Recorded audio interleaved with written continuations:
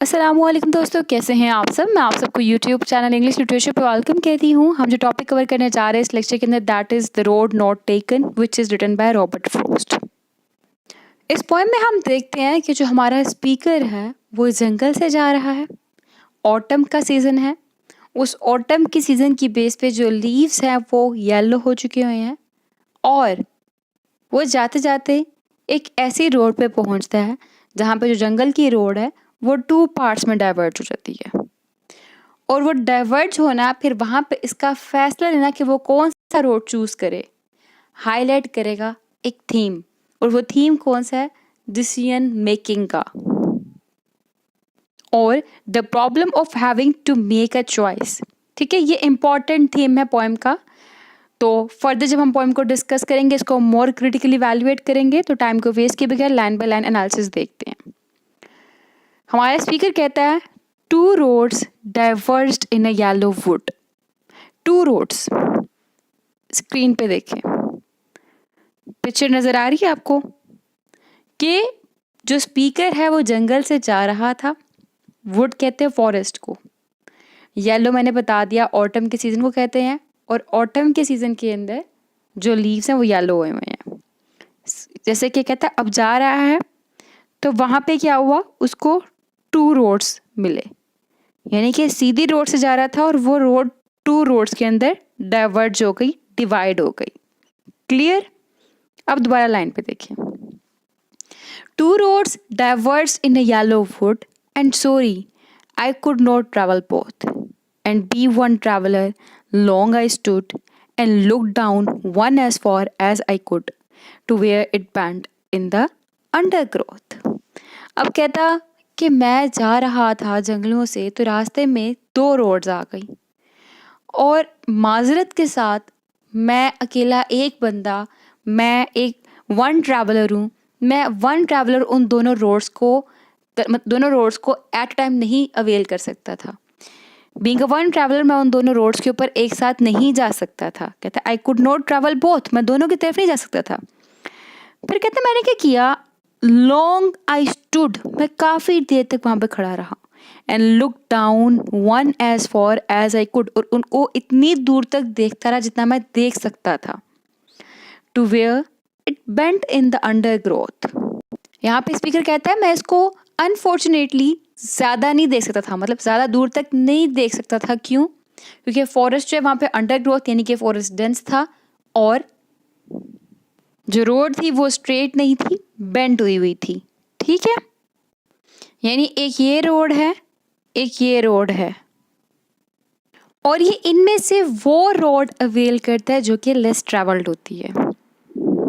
अब बेसिकली इसने वो रोड अवेल कर ली, लेकिन अवेल करने के बाद भी वो खुश नहीं था। क्यों? वो अपनी लाइफ के अंदर उसको 2 अपॉर्चुनिटीज़ मिली थी, उन दोनों को ही अवेल करना चाहता था। सिम्बॉलिकली जो इस लाइन का मतलब है, वो उन दोनों को अवेल करना चाहता था, लेकिन वो उन दोनों को एट अ टाइम अवेल नहीं कर सकता। इसलिए हम लोग को स्टार्टिंग पे ही कहता है sorry I could not travel both. Starting पे ही हम लोग को उसके सैड इमोशन नज़र आते हैं। क्यों वो सैड इमोशन? क्यों? मैंने बताया कि वो चाहता था कि उसको लाइफ के अंदर जो अपॉर्चुनिटी मिली है इन दोनों को ही अवेल कर ले, वो दोनों उसको मिल जाए। और एज अ रिजल्ट वो पैरालाइज्ड हो गया, मतलब वहाँ पे खड़े होकर देखता रहा, सोचता रहा मैं क्या करूँ क्या ना करूँ। ठीक है, वो एक तरफ देखता रहा, उसको ज़्यादा नज़र नहीं आया क्योंकि आगे से वो बेंट हुई थी। फिर ऑन द अदर हैंड उसने किया, then took the other as just as fair and having perhaps the better claim because it was grassy and wanted wear, though as for that the passing there had वॉन्ट them really about the same. अब यहाँ पे issue क्या आया?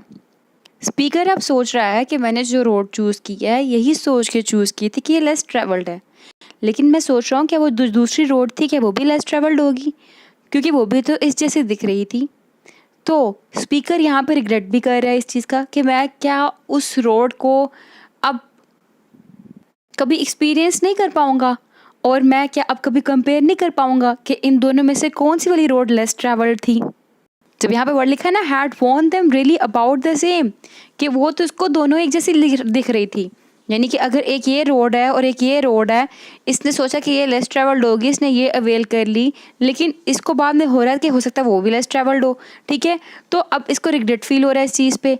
अब like ये pain feel कर रहा है इस चीज़ के ऊपर कि वो उसको क्यों नहीं एक्सपीरियंस कर पाया, क्यों नहीं जज कर पा रहा। साथ ही इसको बैलेंस किस तरह करता है, कहता है and both that morning equally ले, ठीक है।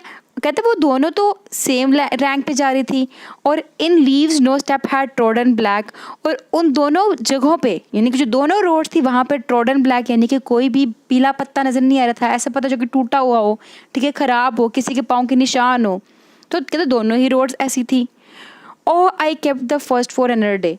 अब ये परेशान हो रहा था, पैनिक फील कर रहा था, फिर अपने आप को खुद ही क्या करता है, खुद ही अपने आप को ये जो है ना नॉर्मल करता है, क्या है कि oh I kept the first one for other day, यानी कि जो पहली थी ना मैंने अभी उसको एक्सपीरियंस नहीं ना किया, मैंने उसको किसी और दिन के लिए रखा, मैं किसी और दिन उस रोड से ट्रैवल कर जाऊँगा।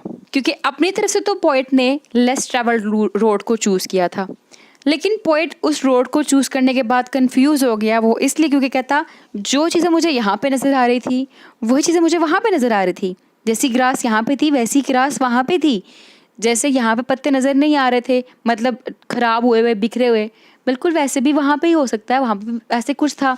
लेकिन मुझे ये रोड जो थी लेस ट्रैवल लगी। लेकिन पोइट सोचता है इस ट्रैवलिंग के पाथ को लेने के बाद कि अपनी तरफ से तो मैंने इसको लेस ट्रैवल्ड रोड समझ के चूज़ किया था, लेकिन वो जो दूसरी रोड है वो भी लेस ट्रैवल्ड हुई तो परेशान हुआ। फिर क्या कहता है, oh I kept the first for another day. फिर साथ ही कहता है yet knowing how way leads on to way, कि ये जानने के लिए कि ये रास्ता कहाँ को जाता है और कैसे का रास्ता है, कि लेस ट्रैवल्ड रास्ता है कि नहीं है जो उसने नहीं चूज़ किया वो वाला। फिर साथ ही ये रियलिटी की तरफ भी वापस आता, कहता है आई doubted if I should ever come back. कहता है और मुझे इस चीज़ का डाउट होता है कि मैं दोबारा वापस आऊँगा उस रास्ते को भी एक्सपीरियंस करने के लिए, उस चॉइस को भी एक्सपीरियंस करने के लिए।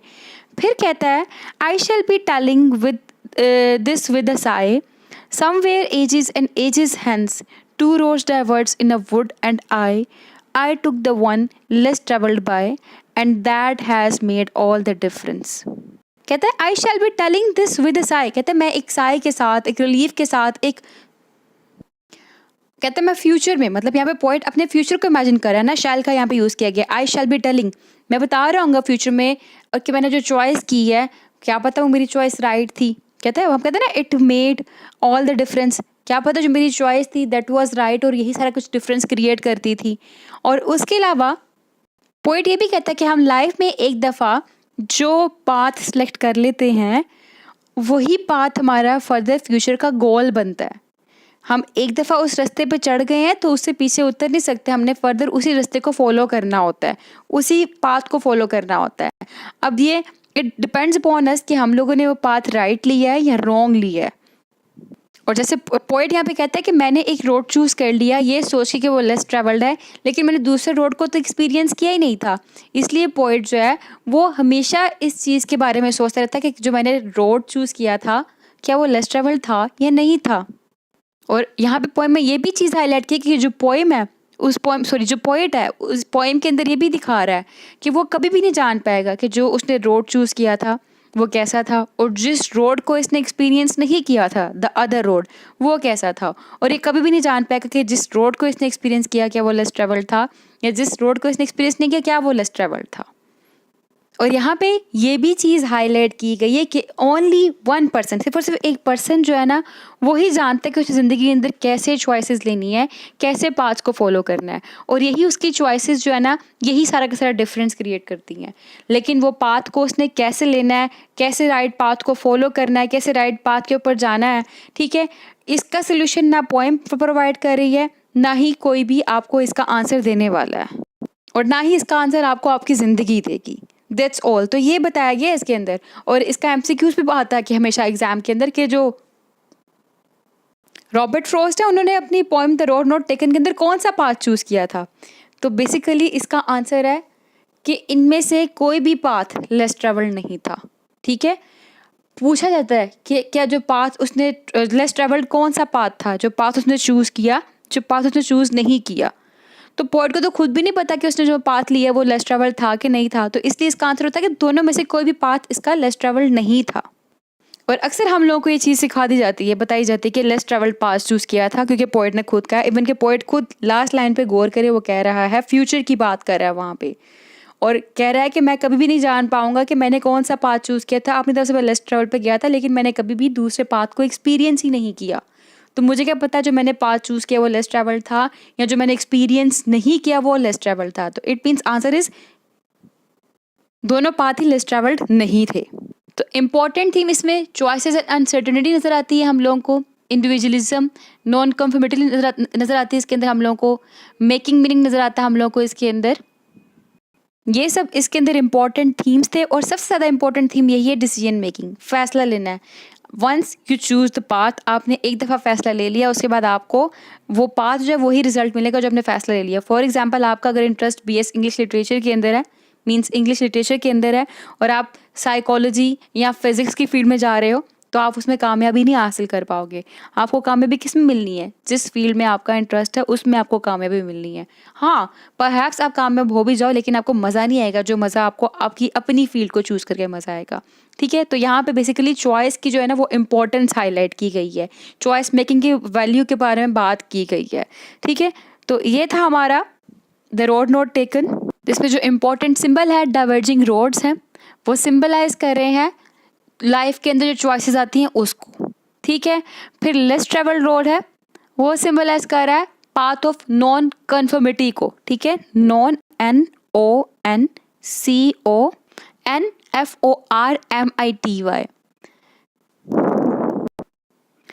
तो ये दो इम्पॉर्टेंट सिंबल थे इसके अंदर। Thank you for watching this video stay tune with us, दुआ में खास याद रखिएगा। एंड हाँ, इंपॉर्टेंट टिप, एक पेपर लें, पेपर के ऊपर रॉबर्ट फ्रॉस्ट का नेम लिखें, वहाँ पे लिखिए सिंबल, और सिंबल के नीचे जो आपने अब तक इनकी जितनी पोएम्स पढ़ी हैं उनके सिंबल लिखी जाए, यानी कि जो वर्ड है और उसका जो मीनिंग बन रहा है वो लिखी जाए। इससे क्या होगा, आपका सिंबलिज्म का क्वेश्चन प्रिपेयर हो जाएगा। और अगर आप सेकेंड पॉइंट वो क्या है, थीम किस तरह प्रिपेयर करें, रॉबर्ट फ्रॉस्ट का नेम लिखें, पेज पे लिखें थीम्स, और इसकी ओवरऑल पोएम्स जितने भी थीम्स आए उन थीम्स के नेम लिखें।